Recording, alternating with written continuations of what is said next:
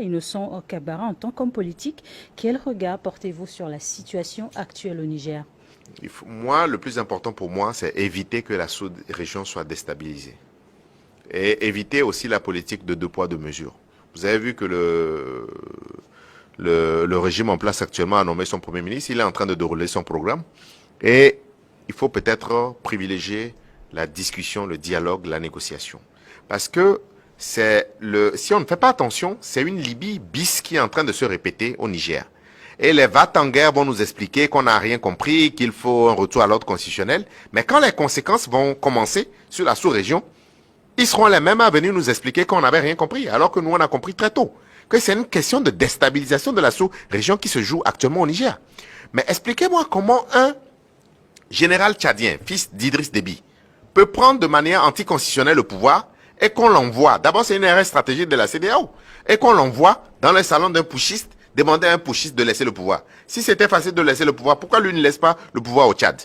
En réalité, ce qui nous dérange dans cette crise, c'est cette question de deux poids, deux mesures qu'il faut qu'on arrête. La situation géopolitique et stratégique. En fonction des partenaires que vous avez et vos prises de position.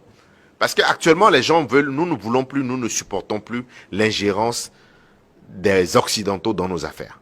Est-ce que vous trouvez normal, pour une question africaine, pour une question nigérienne, que pour une question, quelque chose qui se passe au Niger, que le président de la France fasse un conseil de défense? De quoi il se mêle? Il y a eu les gilets jaunes.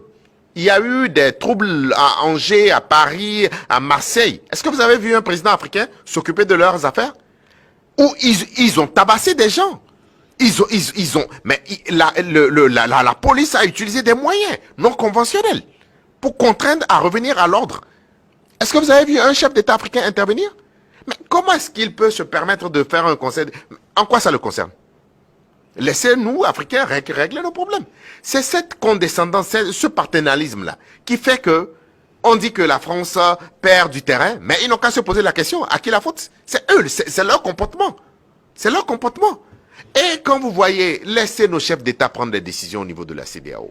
Arrêtez de mettre la pression sur les chefs de l'État. Parce que les décisions qu'ils prennent, ce ne sont pas des fois de bonnes décisions. Nous voulons une CEDEAO des peuples.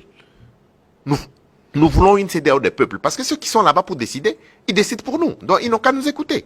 Donc, ce que moi j'aimerais dire, c'est ce qui complique le cas du Niger, parce qu'il y a de l'ingérence d'un certain nombre d'intérêts qui ne sont pas des questions africaines. Donc, laissez-nous régler nos problèmes. Pas d'ingérence dans nos affaires africaines. On dirait que le chef d'État... Et puis, c'est une certaine condescendance. Le chef de l'État actuel de la France, il a un comportement qui n'est pas correct.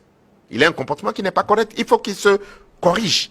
Parce que s'il veut avoir de bonnes relations avec les peuples africains, et nous aimons le peuple de France. Nous aimons les Français. Mais la politique française en Afrique doit changer.